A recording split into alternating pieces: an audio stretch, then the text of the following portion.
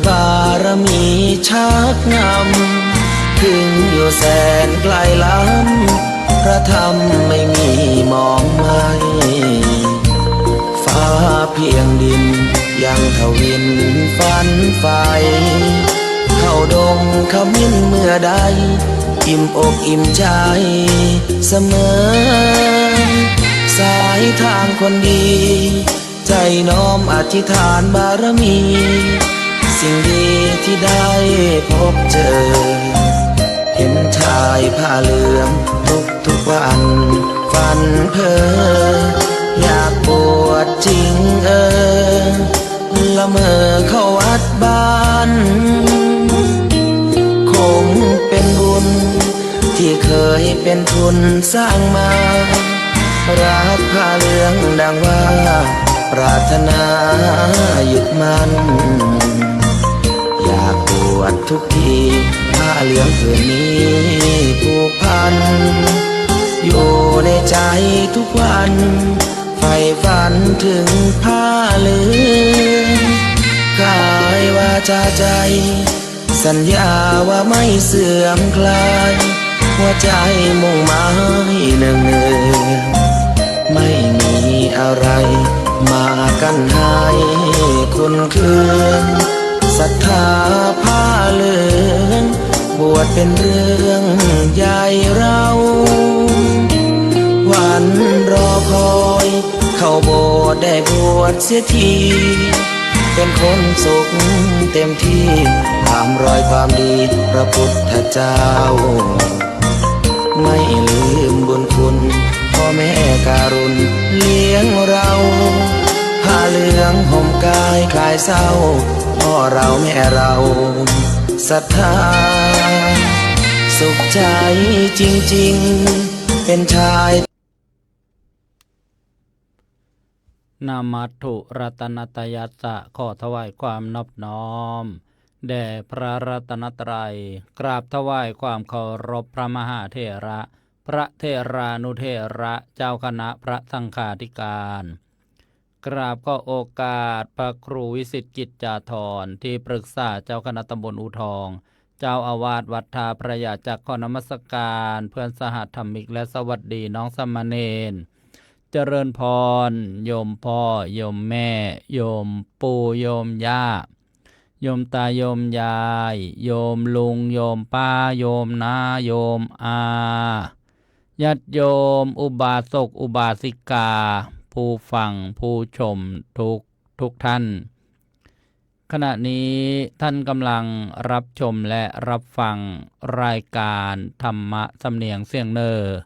ดำเนินรายการสดโดยอาตมาภาพพระสรายุทธสิริสาโร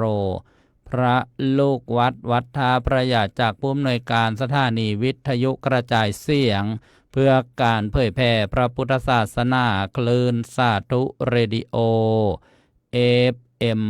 101 เมกะเฮิรตซ์ประเภทบริการสาธารณะออกอากาศส่งกระจายเสียงจากวัดท่าพระยาจักรหรือว่าวัดช่องลม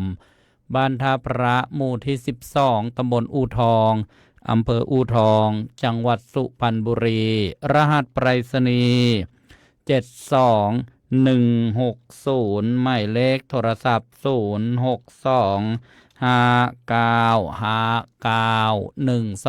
พร้อมกันนั้นยังได้เชื่อมโยงสัญญาณ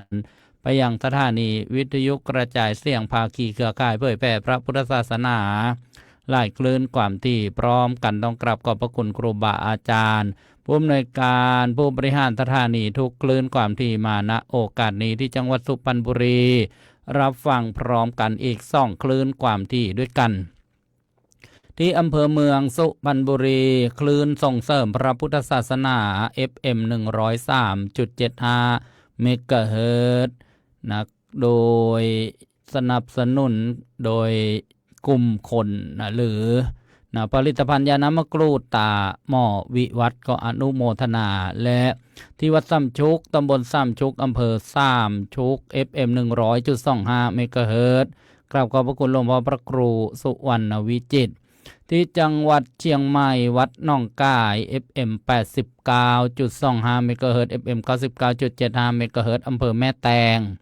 และที่วัดพระบาทอุดมอำเภอฝางรู้สึกว่าจะเปลี่ยนคลื่นความถี่ที่จังหวัดเลยวัดป่าจริยธรรมตำบลนาด้วงขอไปตำบลนาดอกคำอำเภอนาด้วง FM 96.5 เมกะเฮิรตซ์กราบขอบพระคุณพระอาจารย์พระครูจริยสารธรรมที่จังหวัดตากวัดป่าสะพาน2ตำบลวังประจบอำเภอเมืองตาก FM 95.75 เมกะเฮิรตซ์กราบขอบพระคุณหลวงพ่อบัวเหรียญพุทธตโรที่จังหวัดอุทัยธานีก็คลื่นเมจิกเว็บอำเภอหนองช่าง FM 107.5 เมกะเฮิรตซ์จังหวัดอุบลราชธานีวัดพิษโสภารามตำบลแก้งเหนืออำเภอเขมราช FM 102.75 เมกะเฮิรตซ์กับขอบพระคุณพระเดชพระคุณพระภาวนาสุตาภิรัตน์เจ้าวาดพระครูเกษมพิษโสผลผู้อำนวยการและอนุโมทนาดีเจดิโดซ่อนเพชรดำบันเจ้าหน้าที่เทคนิคประจำสถานีจังหวัดประจวบคีรีขันธ์รับฟังพร้อมกัน4คลื่นความถี่ด้วยกันออกอากาศที่วัดธรรมรังสีตำบลไร่ไม้อำเภอ300 ยอด FM 97.5 เมกะเฮิรตซ์กราบขอบพระคุณหลวงพ่อพระครูโสพลธรรมพิทักษ์วัดนาล้อมตำบลเข้าล้านอำเภอทับสแก FM 90 เมกะเฮิรตซ์กราบขอบพระคุณพระครูประชาพลากรสำราญอภิชาโต FM 91 เมกะเฮิรตซ์วัดดงไม้งามตำบลชัยเกษมอำเภอบางสะพานกับขอบพระคุณพระครูโสพลวนารักษ์และที่วัดทางสายตำบลธงชัยอำเภอบางสะพาน FM 99.75 เมกะเฮิรตซ์กับขอบพระคุณหลวงพ่อพระครูเมตตาปุญโญภาสพระขออภัยพระประหลัดนิชพลพระยาโนผู้อำนวยการภาคใต้ออกอากาศที่จังหวัดชุมพรวัดเข้ากล้วยตำบลหาดพันไกลอำเภอเมืองชุมพร FM 96 เมกะเฮิรตซ์กราบขอบพระคุณพระครูบรรหารธรรมสิทธิ์ด็อกเตอร์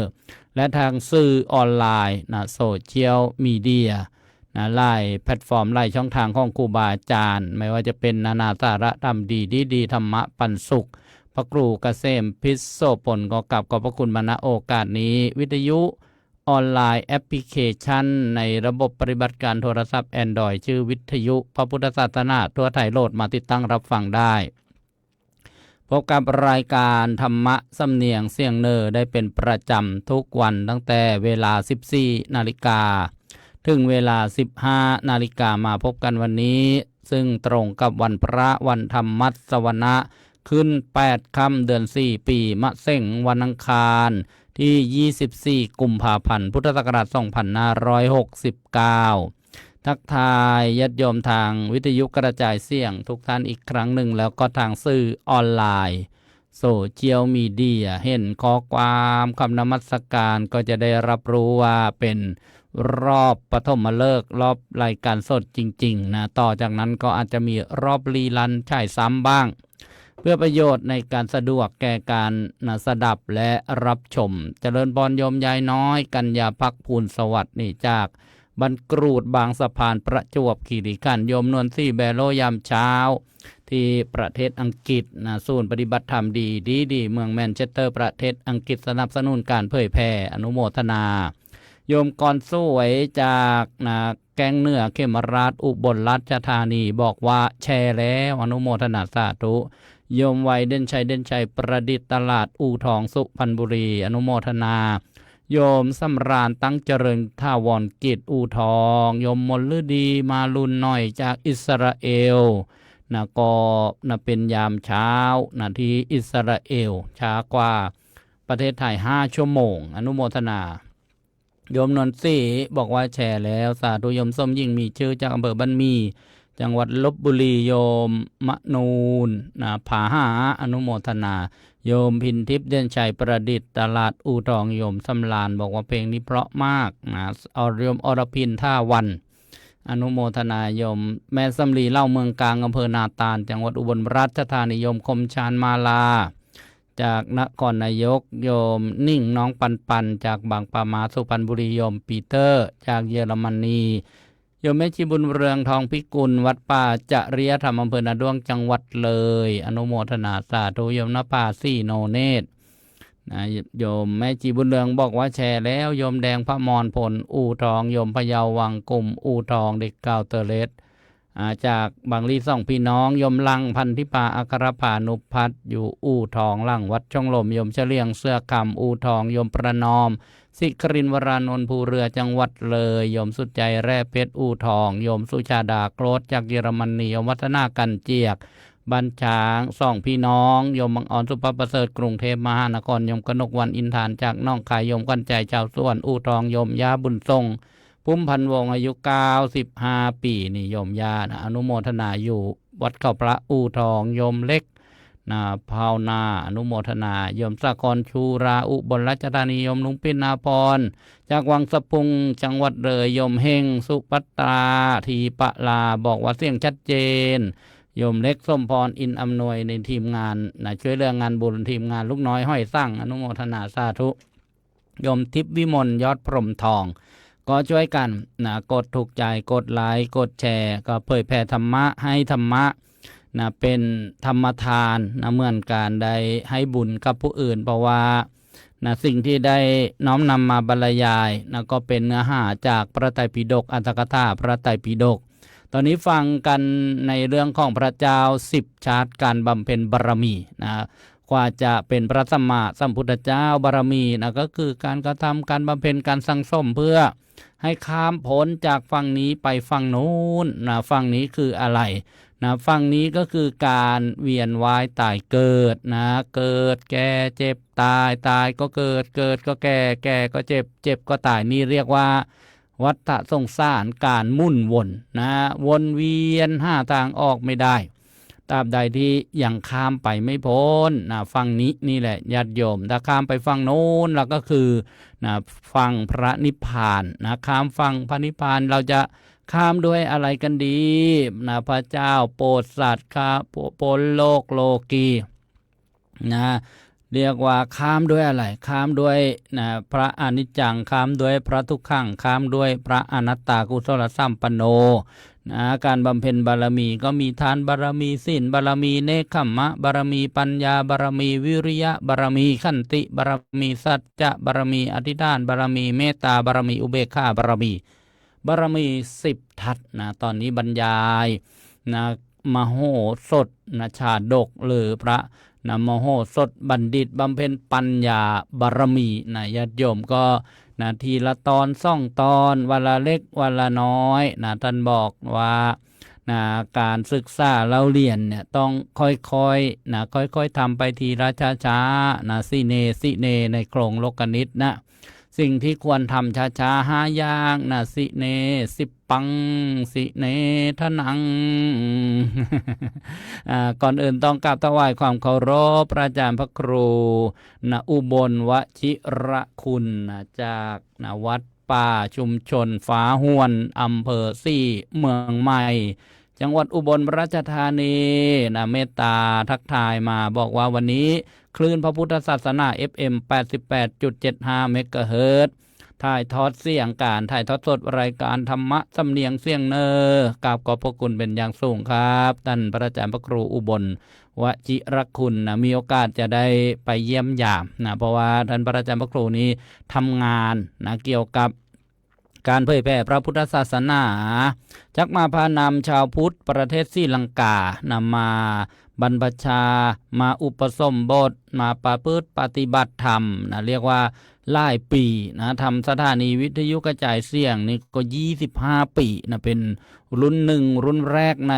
วงการเผยแผ่พระพุทธศาสนาก็เลยเรียกว่าโอ้โหไม่เป็นมีความยืนยาวนานมากก็กราบขอบพระคุณครับที่เมตตาทักทายมาก็จะได้จดไว้ในลำดับการเผยแผ่พระพุทธศาสนาที่ได้ทำงานเผยแผ่ร่วมกันก็เจริญพรทักทายท่านผู้ฟังที่ฟังจาก FM 88.75 เมกะเฮิรตซ์วัดป่าชุมชนบ้านฟ้าห้วนอำเภอสี่เมืองใหม่จังหวัดอุบลราชธานีนี่ก็เป็นรายการสดชื่อรายการธรรมะสำเนียงเสียงเนอจากจังหวัดสุพรรณบุรีก็เป็นศิลปะหรือว่าเป็นวัฒนธรรมเป็นธรรมชาติของชาวจังหวัดสุพรรณบุรีที่บอกว่ามีภาษาถิ่นชวนฟัง กลับมาฟังในเรื่องของการ บำเพ็ญบารมีกว่าจะเป็นพระสัมมาสัมพุทธเจ้านะก็นะถึงนะโมโหสดนะชาดกนะบำเพ็ญปัญญาบารมีนี่เรียกว่าถ้านะเราไม่สะสมการจะพ้นความทุกข์นะจะข้ามไปฝั่งนู้นนะไม่บำเพ็ญเอาอะไรเสียเลยนะอยากจะไปให้พ้นจากฝั่งนี้นะเห็นภัยแล้วภัยแก่ภัยเกิดภัยแก่ภัยเจ็บภัยตายนะเหมือนไฟนะกำลังจะไหม้พวกเราอยู่ไหม้ไปด้วยนะไฟโลภไฟโกรธไฟหลงเผาทำลายนะซึ่งกันและกันเผาทำลายตัวเราเองเผาทำลายทุกสรรพสิ่งทุกนะสิ่งทุกชีวิตนะบางทีก็อยู่กันแบบนะลุ่มร้อนนะเหมือนอยู่ในกองไฟแล้วอะไรล่ะจะเป็นสิ่งที่จะมาบรรเทานะมาดับสิ่งเหล่านี้นะก็คงมีแต่ธรรมะนะหรือว่าบารมีนะที่กำลังศึกษานะกำลังนะเราเรียนกันอยู่นี้แหละทำไปทีละเล็กทีละน้อยนะค่อยๆศึกษาไปที่บอกว่าสิ่งที่ควรทำไปช้าๆอย่าไปเร่งไปรีบนะ5 อย่างด้วยกันในโครงโลกนิตนะสีเนสิปังสีเนทนังสิเนปัปพตะมารุยหังสิเนกามัสสะโกทัสสะอิเมปัญจสิเนหมายถึงว่าสิ่งที่ควรทำนะไปช้า5 อย่างด้วยกัน1สิเนสิปังก็คือการศึกษาเล่าเรียนนะจะให้จบปริญญาเอกนะในวันเดียวเป็นไปได้ไหมญาติโยมในเวลา2 วันเป็นไปได้ไหม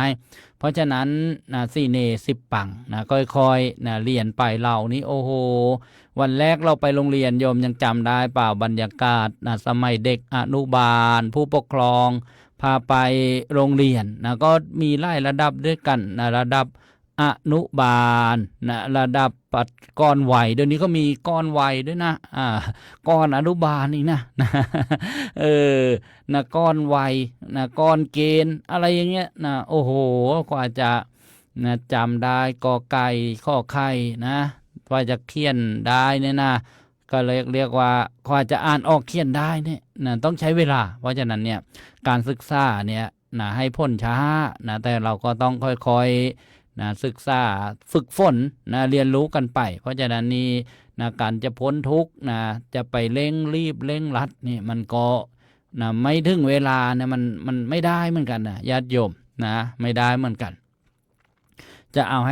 ห้ได้เลยนะเอาชีวิตนะเป็นเดิมพันเมื่อปัจจัยมันไม่พร้อม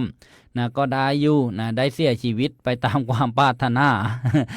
แต่ก็ไม่พ้นนะแต่ว่าถ้าใครนะศรัทธาตั้งมั่นแล้วแม้แต่ชีวิตก็ไม่เสียดายนะแต่จะไม่ยอมทำทุจริตผิดบาปนี่เรียกว่านะรักษาศีลยิ่งชีพนะก็มีนะสุคติเป็นที่ว่างเป็นที่ไปนะเพราะฉะนั้นเนี่ยสิเนสิปังนะต่อมาสิเนทนังนะการศึกษานะ5 ทรัพย์นะ5อยู่5กินนะสร้างหลักปักฐานอะไรเนี่ยต้องค่อยๆสะสมไปนะอย่าไป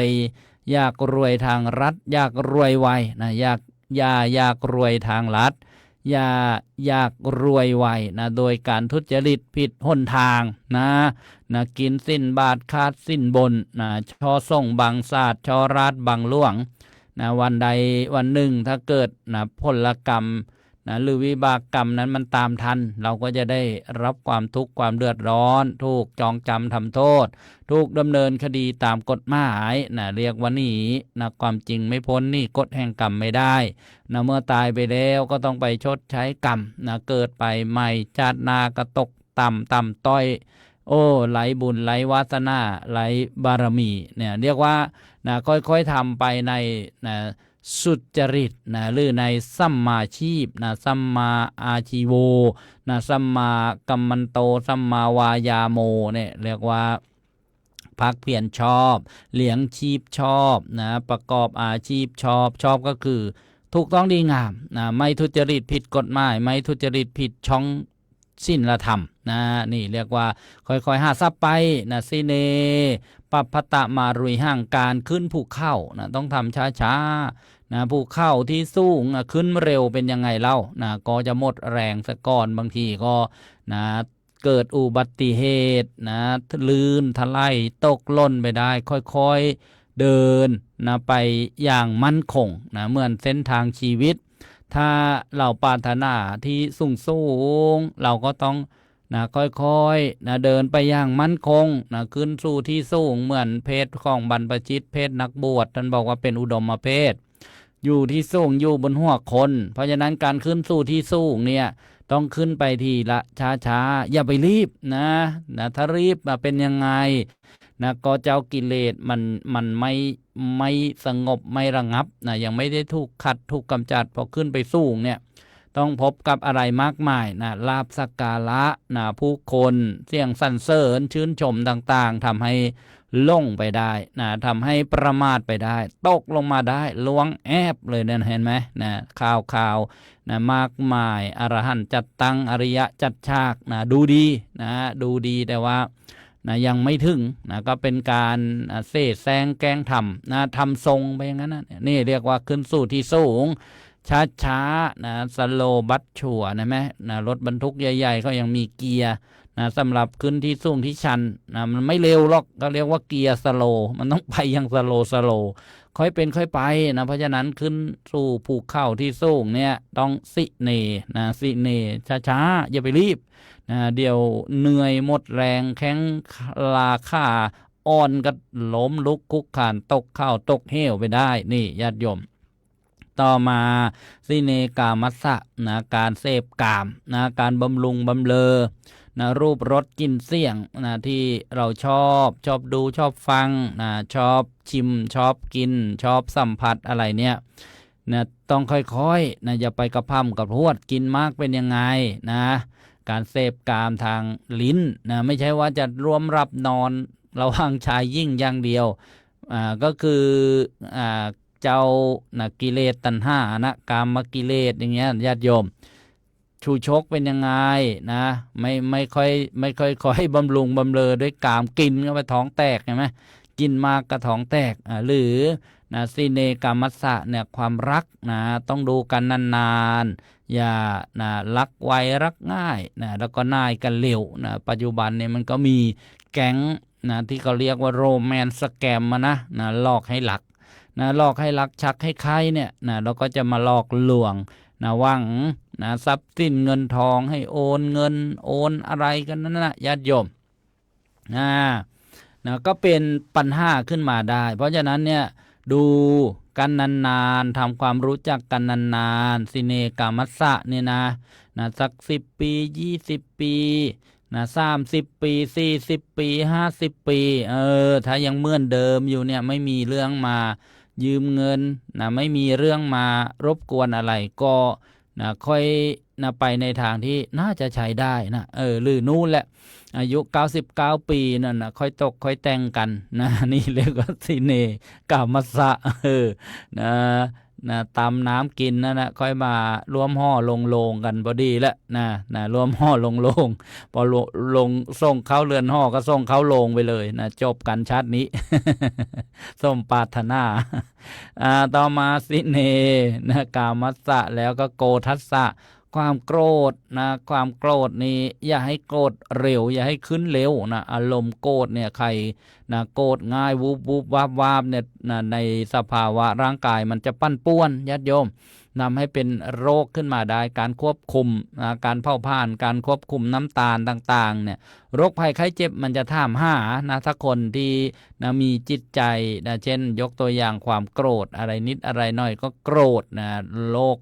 ความดันบ้างนะเกี่ยวกับเลือดนะเกี่ยวกับลมอะไรต่างๆเพี้ยนปั่นป่วนไปหมดเลยมันส่งผลนะจิตใจนะหรือว่าเจ้ากิเลสเนี่ยมันก็ส่งผลนะญาติโยมนะถึงนะเป็นโรคภัยไข้เจ็บนะบางคนเป็นโรคเครียดเห็นไหมนะโรคซึมเศร้าเห็นไหมโรคนะจิตเภทคลุ้มคลั่งนะแล้วก็เป็นโรคจิตเวชนะพบแพทย์จิตเวชและสิเน5 อย่างนะค่อยๆศึกษากันไปยกตัวอย่างอารัมภบทว่าการศึกษาในพระพุทธศาสนาหรือการบำเพ็ญบารมีเพื่อข้ามฝั่งไปฝั่งพระนิพพานเนี่ยถ้าเราไม่บำเพ็ญเนี่ย นะอย่าไปคิดว่านะอยากจะข้ามก็ข้ามอยากจะพ้นก็พ้น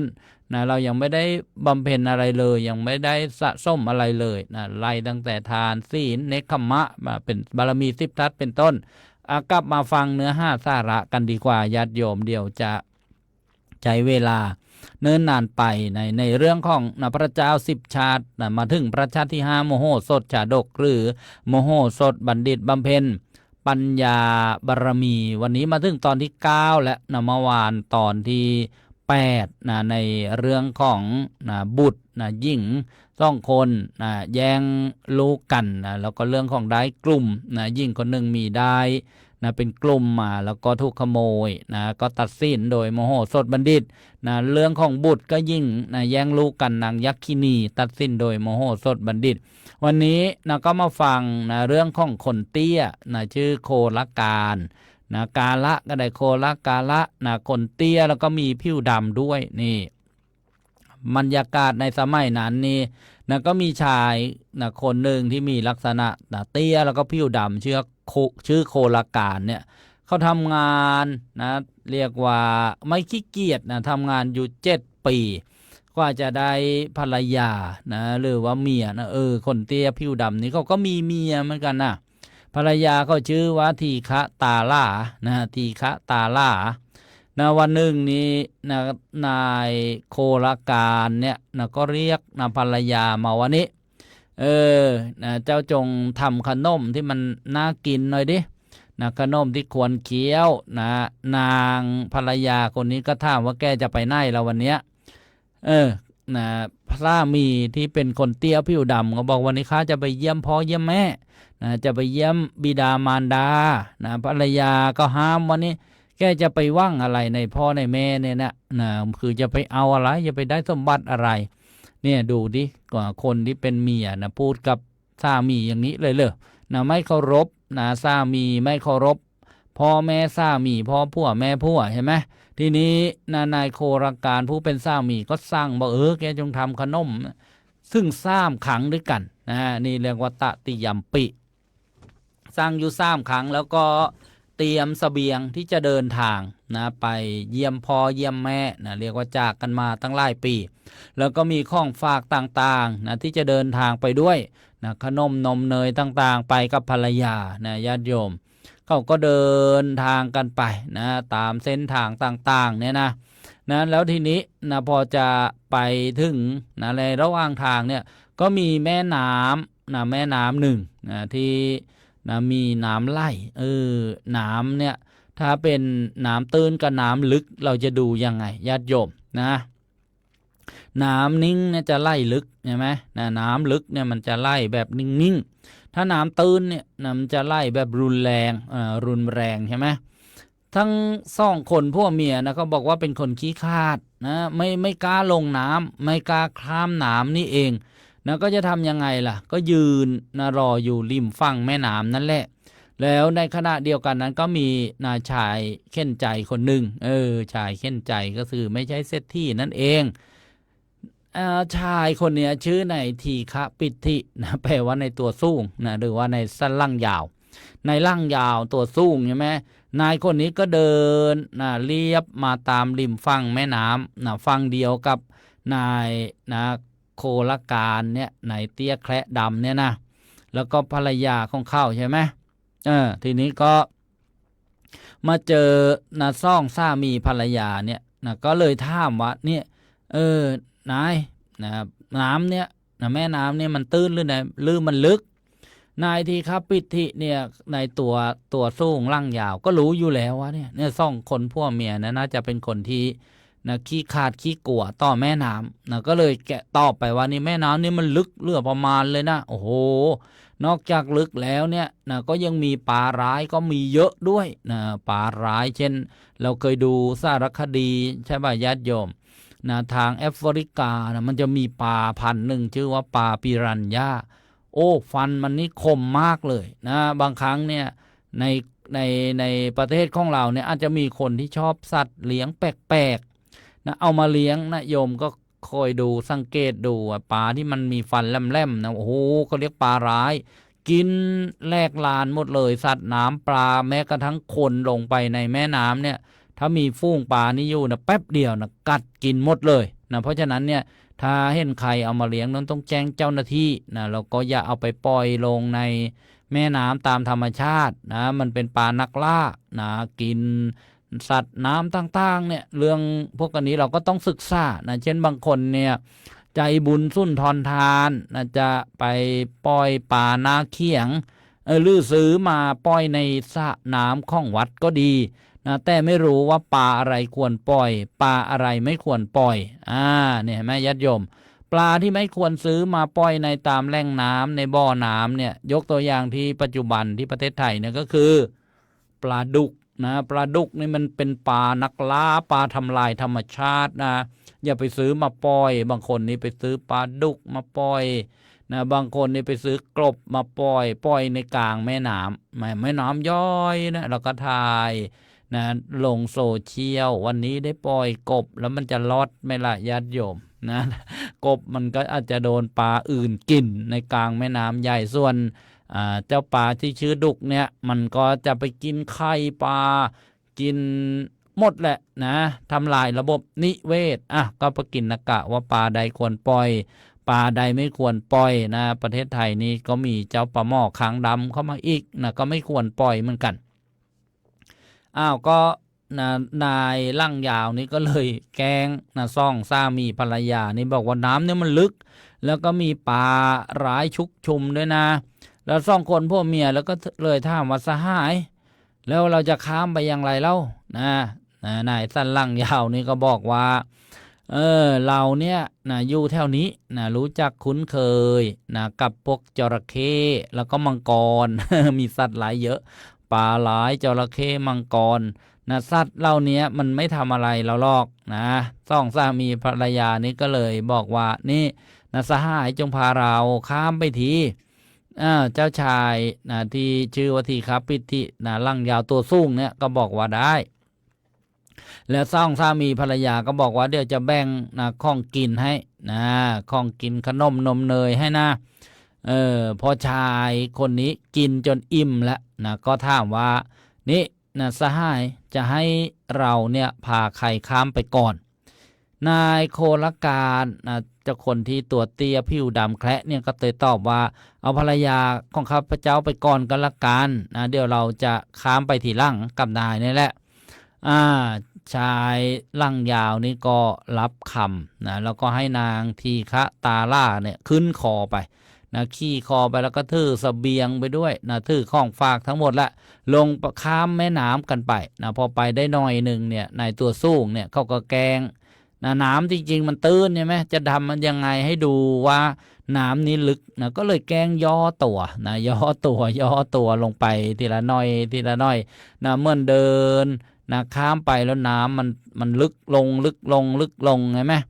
นายโคลการคนที่เป็นสามีที่มีลักษณะเตี้ยแคะดำเนี่ยก็ยืนอยู่ริมฝั่งแล้วก็ดูแล้วก็เห็นใช่ไหมก็คิดในใจว่าโอ้แม่น้ำนี่มันลึกแท้ขนาดคนตัวสูงอย่างเงี้ยแล้วยังมิดไปขนาดนั้นเลยแต่เรานี่ตัวไม่สูงตัวเตี้ยตัวแคะนี่คงจะข้ามไม่ได้ซะแล้วมั้งทีนี้นายตัวสูงเนี่ยนายทีฆะปิติเนี่ยก็เลยพานางทีฆะตาล่าภรรยาของนายเตี้ยแคะนี่ลงไปกลางแม่น้ำแล้วก็พูดเกี้ยวพาราซี่จีบอันนั้นว่านี่เดี๋ยวข้าจะเลี้ยงดูเจ้าเจ้าจะต้องมีผ้า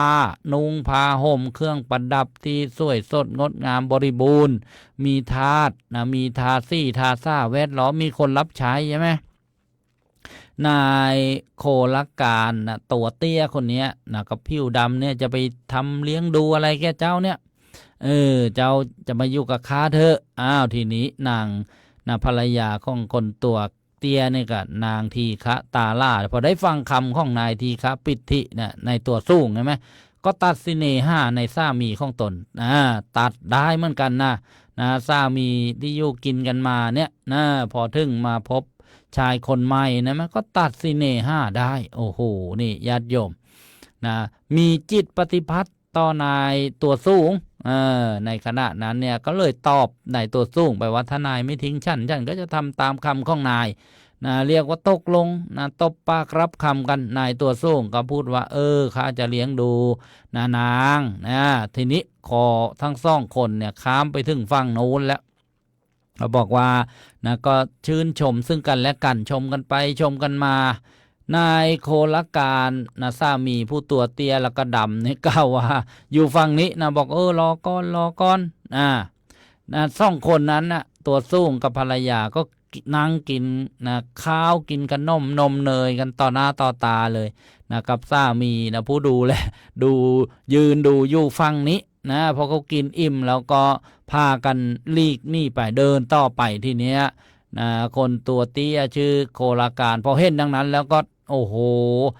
เจ้าสองคนนี้คงจะรวมหัวกันทิ้งเราไปซะแล้ววิ่งไปวิ่งมาในริมฝั่งแม่น้ำพอลงไปได้หน่อยนึงก็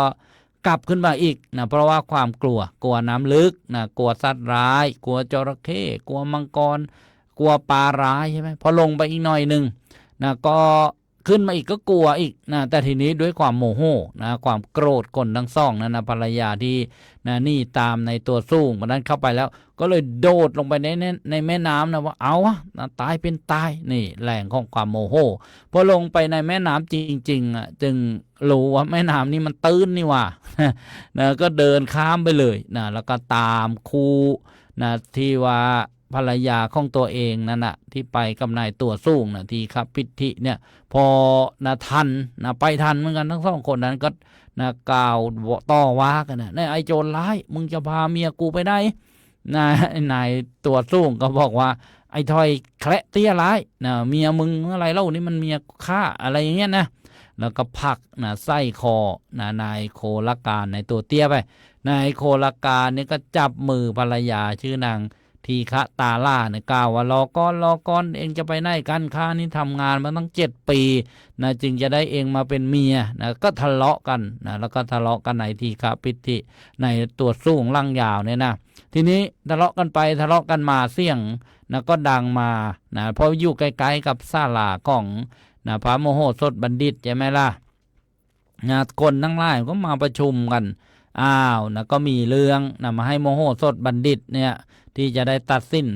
คดีความต่างๆพอโมโหสถบัณฑิตได้ยินก็ถามว่าเสียงอะไรกันนั้นเมื่อได้รู้เรื่องว่าคนเขาทะเลาะกันเหมือนว่าเรื่องแย่งภรรยาแย่งเมียกันเนี่ยตอบโต้กันไปตอบโต้กันมาก็เรียกเข้ามาแล้วก็บอกว่านี่ทั้งสองนี้จะตั้งอยู่ในวินิจฉัยของเราหรือเปล่าคนทั้งสองเนี่ยในโคลการคนลักษณะเตี้ยแล้วก็ผิวดำแล้วก็นายที่คับพิธินายสั้นล่างยาวตัวสูงนี่ก็บอกว่าจะยอมรับทีนี้ก็เริ่มสอบส่วนวินิจฉัยโมโหสถบัณฑิตก็เลยถามนายทีคับพิธิตัวสูงนั้นก่อนว่าแกชื่ออะไรก็ตอบว่าข้าพเจ้าชื่อทีคับพิธิแล้วภรรยาของแกชื่ออะไรลืมถามนางทีฆะตาล่าว่าชื่ออะไรก็บอกมั่วเลยก็บอกชื่อไม่ถูกแล้วบิดามารดาของแกชื่ออะไรในตัวสูงก็บอกว่าชื่อนั้นแล้วบิดามารดาของภรรยาชื่ออะไรพอไม่รู้ก็มั่วอีกก็ดิบอกไม่ถูกบอกชื่ออะไรก็ไม่รู้ไปมันนึกอะไรได้ก็บอกไปเพราะไม่ได้เตรียมการใช่ไหมล่ะเพิ่งจะรู้จักกันไม่นานทีนี้ก็โมโหสถก็บอกให้คนของโมโหสถเนี่ยจดจำไว้การให้คำให้การให้ปากคำถ้อยคำของนายทีฆะพิธิเนี่ยพอสอบถามเสร็จแล้วก็บอกให้ออกไปข้างนอกแล้วก็ให้คนเนี่ยไปเรียกนายโคลการมาคนเตี้ยแคะผิวดำเนี่ยมาแล้วก็เลยถามอีกถามคนถามให้คนทั้งหลายนั้นได้ฟังด้วยชื่ออะไรภรรยาชื่ออะไรบิดามารดาชื่ออะไรบิดามารดาของภรรยาชื่ออะไรตอบถูกหมดเลยตอบได้ถูกหมดแล้วก็ไม่ต้องนึกนานเนี่ยต่อมาก็ให้นายโคลการออกไปแล้วก็ให้คนไปเรียกนางภรรยาของนายโคลการชื่อนางทีฆะตาล่านี่มาว่าถามชื่ออะไรผัวชื่ออะไรผัวทีนี้ไม่รู้จักชื่อผัวที่ว่าเป็นโจรก็ตอบไม่ถูกก็ตอบมั่วไปอีก นะบิดามารดาของตัวชื่ออะไรก็บอกชื่อถูกแต่บิดามารดาของพวกแกชื่ออะไรบอกไม่ถูกอีกนะมโหสถบัณฑิตก็เลยนะไปให้คนไปเรียกนายทีฆะปิธิมาแล้วก็นายโคลการที่วัดเตี้ยแคะดำมาแล้วก็ถามมหาชนวันนี้ถ้อยคำข้องไข่ที่น่าจะเป็นสามีภรรยากันนะคนที่มาประชุมกันก็บอกว่าถ้อยคำของนางทีฆะตาล่าเนี่ยส้มกับคำของนายโคลการก็คือแสดงว่าสองคนเนี่ยเป็นสามีภรรยากันนะส่วนอีกคนหนึ่งในตัวยาวทีฆะปิธิเนี่ยต้องเป็นโจรแน่ๆเลยก็เลยสอบถามนายทีฆะปิธิว่านะเจ้าเป็นโจรใช่ไหมนะก็รับตามความเป็นจริงเลยนะว่าเป็นโจรนะทีนี้นายโคลการก็ได้ภรรยาคืนนะด้วยคำวินิจฉัยของมโหสถบัณฑิตคนทั้งหลายก็นะชื่นชมเชยนะมโหสถบัณฑิตแล้วก็ภรรยาพาภรรยากลับไปมโหสถบัณฑิตก็กล่าวสั่งสอนนายทีฆะปิธิในตัวสูงร่างยาวเนี่ยที่ไปตู้เมียของนายโคลการเนี่ยบอกว่าอย่าทำกรรมอย่างนี้อีกนะให้รู้จักประพฤติในศีลในธรรมนี่โอ้โหผู้หญิงนี่ก็นะสามวันจากนาลีเป็นอื่นเนี่ยป่ะนะโมรากากีเนี่ยที่นะมีเรื่องอยู่ในนิทานหรือว่าเรื่องเก่าเล่ามาก็ว่ากันไปในเรื่องนี้นะการตัดสินนะวินิจฉัยของมโหสถบัณฑิตนะเรื่องนะคนแคะนะหรือว่าคนเตี้ยชื่อโคลการนะก็เป็นหนึ่งใน19ข้อ19ปัญหานะที่มโหสถบัณฑิตเนี่ยได้ตัดสินความแล้วก็มีอำมาตย์นะคอยเฝ้าดูอยู่นะซึ่งเป็นนะคนของพระเจ้าวิเทหรัฐนะเจ้าเมืองนะคอยที่จะมาสังเกตการนะเพราะว่า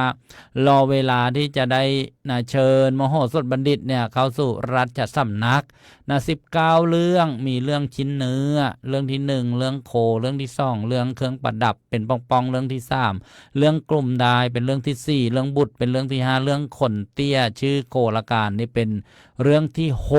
ญาติโยมก็เลือกกันอีก19เรื่องรถเรื่องท่อนไม้เรื่องศีรษะคนเรื่องงูเรื่องไก่เรื่องแก้วมณีเรื่องให้โคตัวผู้ตกลูกเรื่องข้าวเรื่องชิงช้าห้อยด้วยเชือกเรื่องสายเรื่องสระน้ำเรื่องอุทยานลาเรื่องแก้วมณีบนลังกานี่ญาติโยมวันนี้ในนิทานพระเจ้า10ชาติหรือว่าชาดกมโหสถชาดกบำเพ็ญปัญญาบารมีตอนที่9เรื่อง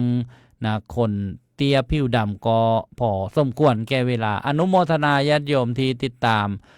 รับชมรับฟังมาโดยตลอดทักทายทางสื่อโซเชียลมีเดีย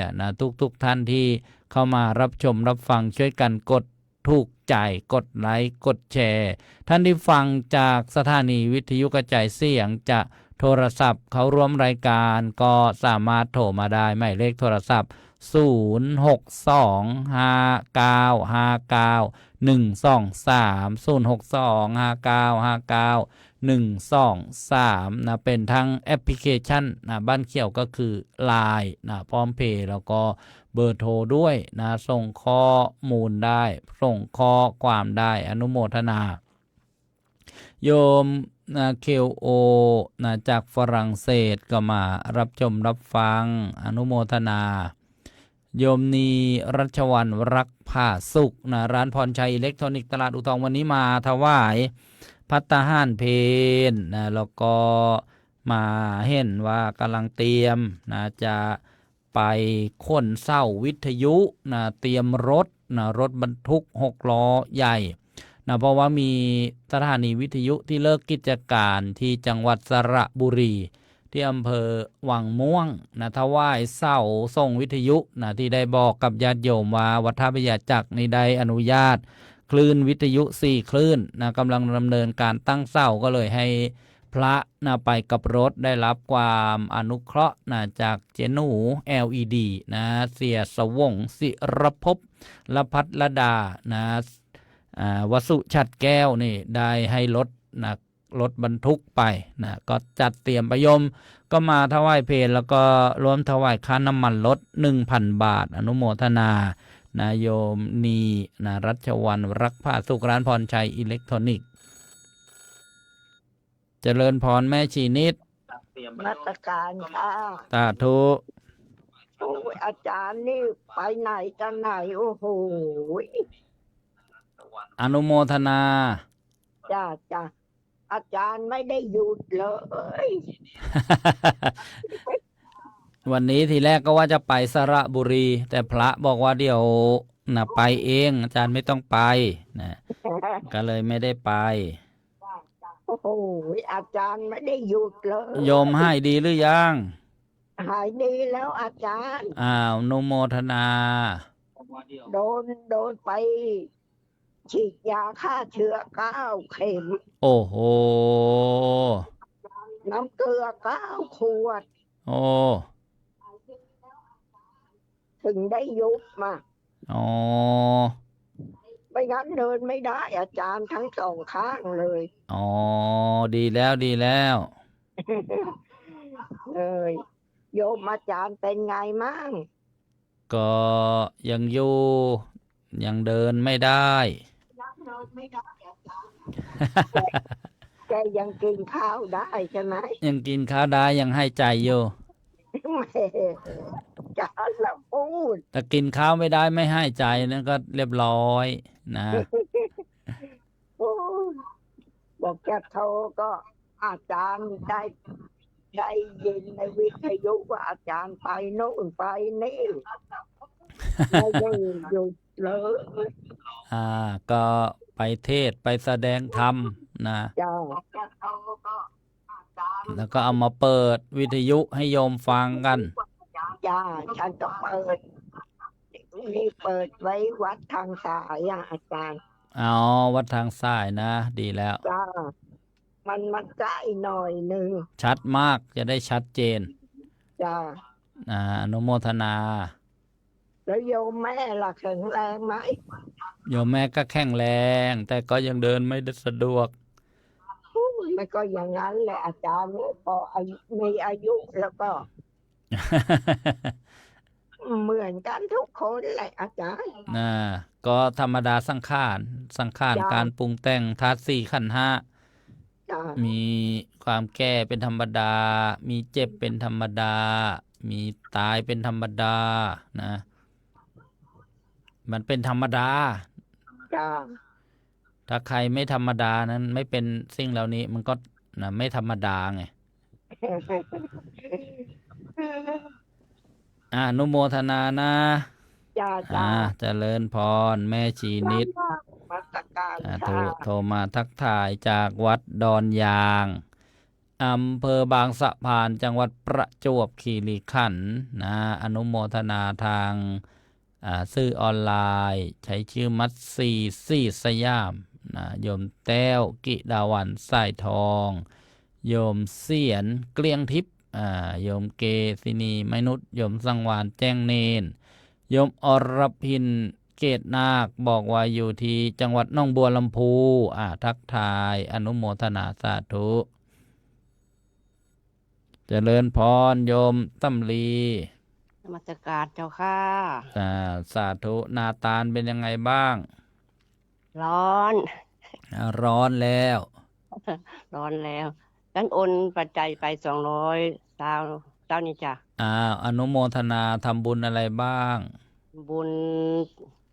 ทำบุญสถานีนะจ้ะ สาธุอนุโมทนานะ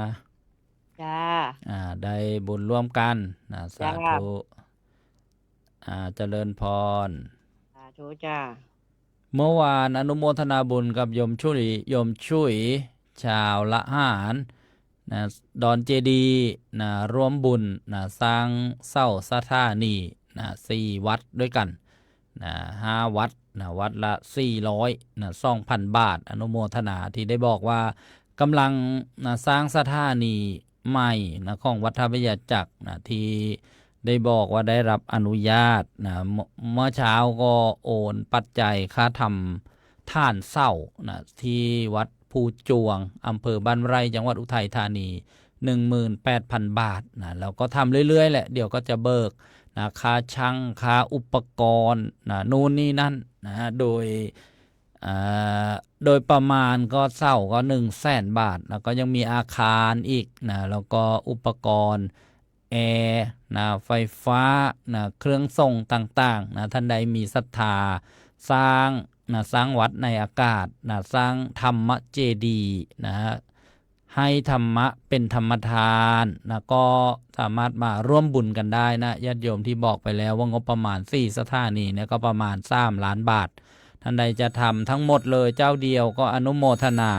ท่านใดจะรับ2 ล้าน1 ล้าน100,000ก็ได้10,000ก็ได้ 1,000 ก็ได้100ก็ได้1 บาทก็ทำได้นะญาติโยมเจริญพรโยมวันดี ครับสาธุอาจารย์ สาธุ โอ้โหเมื่อเช้าผมโทรไม่รู้กี่สายเลยว่าอาจารย์ยุ่งคง อ๋อไปทำงานอยู่ข้างนอกแล้วโทรศัพท์เอาไว้ข้างใน ผมไม่จะไปหาอาจารย์เมื่อเช้านี้เตรียมตัวไปแล้วว่าเดี๋ยวพ่อจะบอกลูกว่าเดี๋ยวพ่อจะไปหาพระอาจารย์หน่อยเอาเงินไปถวายพระอาจารย์หน่อยไหม อ๋อก็ถ้า1 ล้านไม่ต้องมาก็ได้เดี๋ยวอาตมาไป เอาล้านหนึ่งใช่ไหม 1 ล้าน อย่าง พูด พันหนึ่งนี่มันพอดังไหมเล่า พูดเป็นง่ายลมพัดรืบเลยพอพูดล้านหนึ่ง โอ้อนุโมทนาสาธุ ครับแล้วพรุ่งนี้อาจารย์อยู่ไหม ก็ถ้าไม่ไปไหนก็อยู่นะโยมพรุ่งนี้ เอาต้องเดาไปอีกทีอย่างนั้นพรุ่งนี้ ก็แต่ก็ยังไม่มีคิวงานแล้วนะบางทีมันก็เป็น ได้ เรื่องปัจจุบันนะบางอย่างก็เลยนะบอกว่าถ้าไม่ไปไหนก็อยู่แหละนะ เดี๋ยว บอก ว่าอาจารย์ยุ่งแล้วงานเยอะนึก เพราะว่าบางทีนะอย่างเช่นวันเนี้ยนะช่างบอกว่าจะไปรื้อเสาสัปดาห์หน้า พอถึงเวลาช่างบอกว่าไปใกล้ๆแล้ววันนี้ไปรื้อเลยพระอาจารย์5 รถนะอ้าวเราก็ต้อง5 รถไปเค้นเลย เพราะว่าเจ้าของก็บอกว่าไม่อยากให้รื้อลงมากองไว้ เดี๋ยวพวกสายไฟนะขโมยจะลัก แต่ก็ดีนะโยมเขาก็นะได้ให้รถไปนะก็สะดวกนะได้จังหวะพอดีละลูกศิษย์ลูกหาอยู่ติดวัดนี่แหละนะรถเขาก็งานเยอะแล้วก็บอกว่านี่ถ้าช้าไปอีกครึ่งชั่วโมงรถไปลพบุรีแล้วนะอะไรอย่างเงี้ยก็ลงตัวพอดี เจ้าของรถก็ใจบุญดีเนาะ ใจบุญก็ช่วยกันนะเห็นการเผยแพร่พระพุทธศาสนาอนุโมทนาสาธุ ครับอาจารย์ถวาย1,000มันจะได้กี่เสาเนี่ย อ้าวก็ได้ทุกเศร้าก็ได้เศร้าละ500อะไรเงี้ยเฉลี่ยกันไป ครับสาธุอาจารย์เดี๋ยวพรุ่งนี้ผมไปอนุโมทนาสาธุเจริญพรอันนี้ก็โยมผู้ฟังจากอำเภอซ่องพี่น้อง จังหวัดสุพรรณบุรี ก็บอกข่าวโยมมาร่วมกันนะทำบุญสร้างสถานีนานๆจะได้ทำสักครั้งหนึ่งโยมยังกับสถานีที่ฟังอยู่นี่ก็หลาย10 ปีนะโยมก็คงยังจำได้ตอนนั้นที่บอกว่ามาร่วมกันนะสร้างสถานีวิทยุเดือนเดียวโยมมาร่วมกันได้ปัจจัยประมาณ3 ล้านบาทนะก็สำเร็จนะเราก็ใช้มา10 กว่าปีเนี่ยญาติโยมนะปลื้มอกปลื้มใจนะใครได้ร่วมสร้างในรุ่นแรกๆเลยนะเจริญพรโยมบุญเรือนกราบนมัสการเจ้าค่ะพระอาจารย์ อนุโมทนาสาธุ เดี๋ยวเราให้หลานเขาว่างอีกสักนิดนึงเดี๋ยวจะให้หลานโอนมาให้มั้งเจ้าค่ะ อ๋อถ้า1 ล้านไม่ต้องรอเดี๋ยวอาตมาวิ่งไปละอนุโมทนาได้ โอ้โหมันทำยังไงเนี่ยโยมยังหาลอตเตอรี่ใบละล้านไม่เจอเนี่ยนะโบมองไปไหนก็เป็นเกษตรกระดาษก็เลยไม่กล้าซื้อ อ๋ออนุโมทนาสาธุ ค่ะเดี๋ยวไม่มากไม่หมายเจ้าค่ะนิดๆหน่อยๆก็ยังดีแล้ว จ้า ไปหยุดรอเดี๋ยวรู้ว่าก็ยังดีเนาะ อนุโมทนา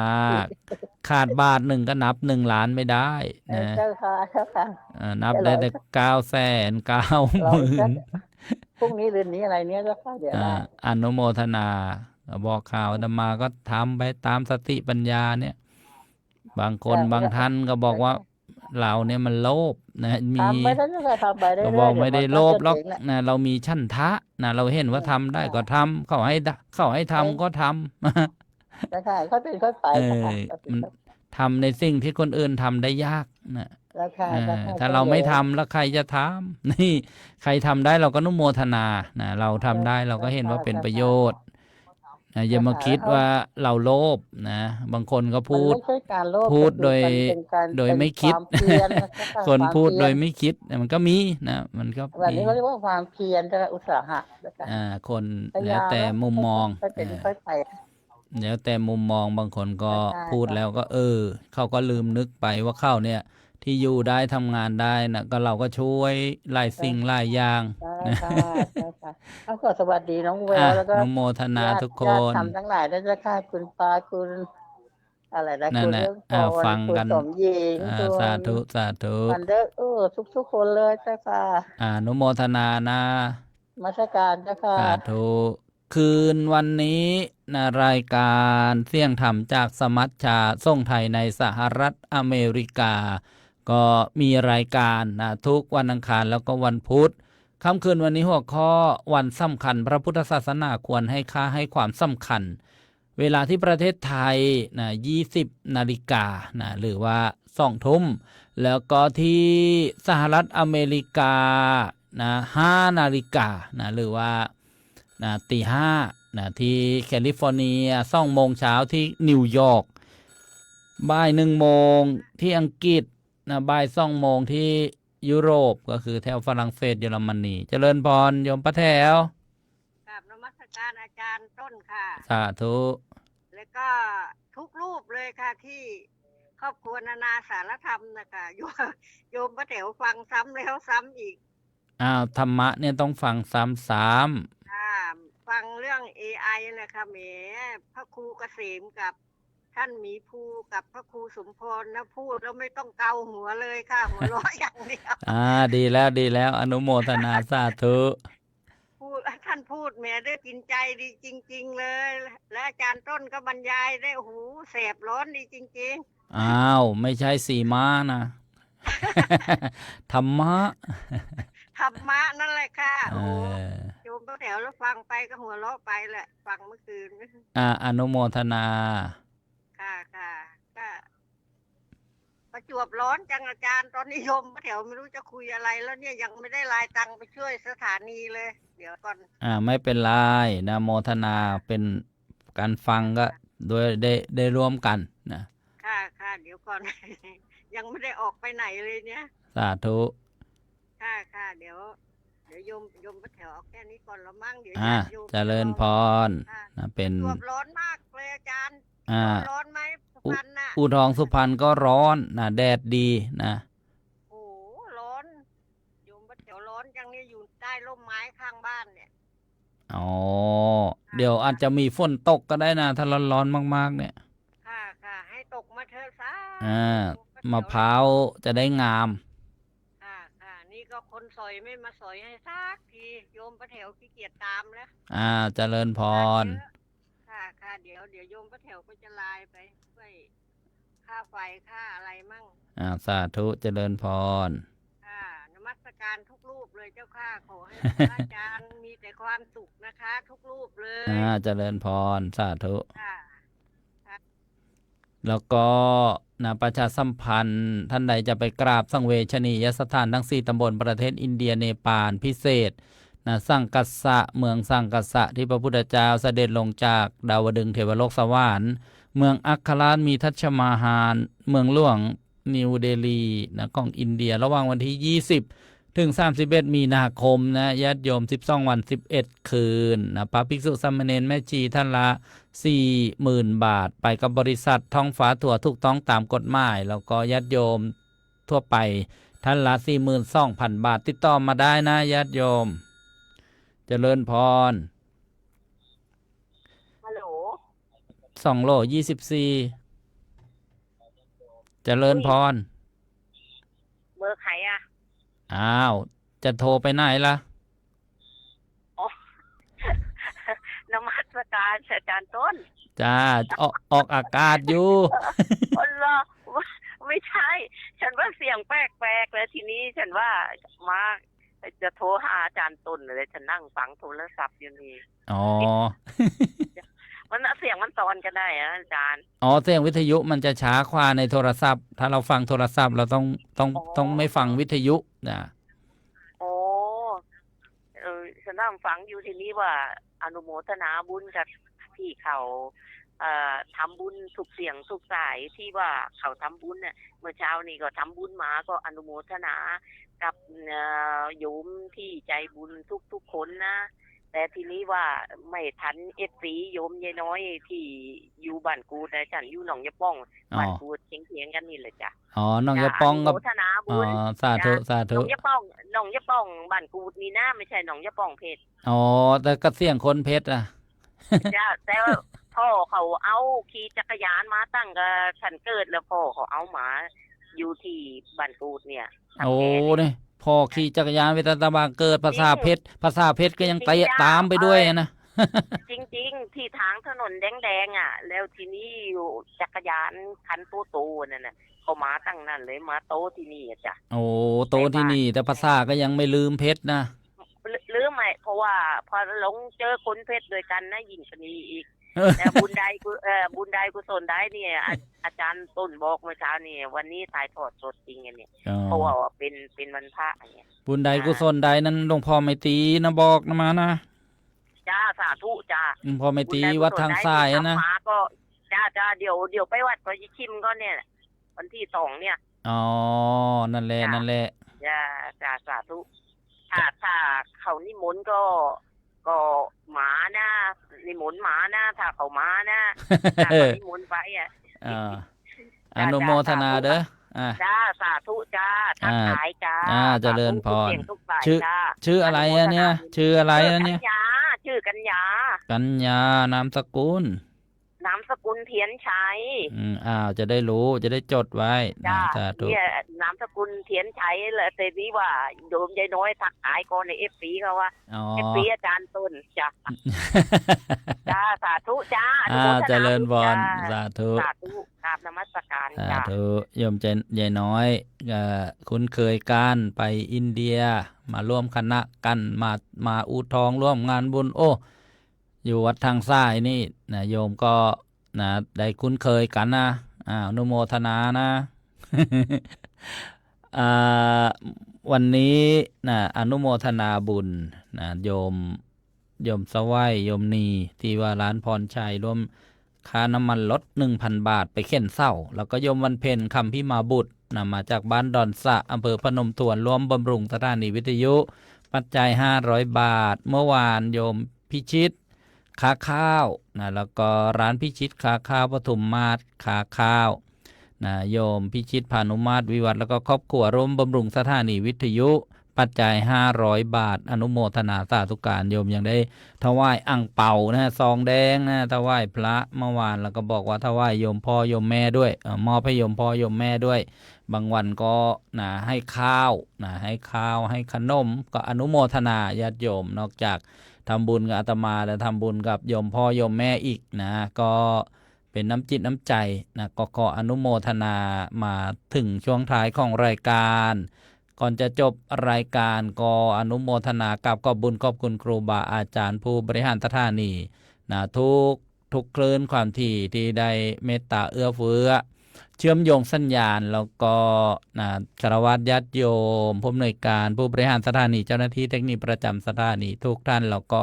ท่านที่สนับสนุนการเผยแผ่พระพุทธศาสนานะทุกท่านอาจจะยังไม่ได้รายชื่อข้านรายนามก็อนุโมทนาในบุญนะเรียกว่าเป็นบุญการให้ธรรมะเป็นทานชนะการให้ทั้งปวงแล้วก็อนุโมทนาท่านผู้ฟังนะทุกท่านที่ได้มารวมสร้างบุญสร้างกุศลสร้างวาสนาสร้างบารมีอันเป็นปัจจัย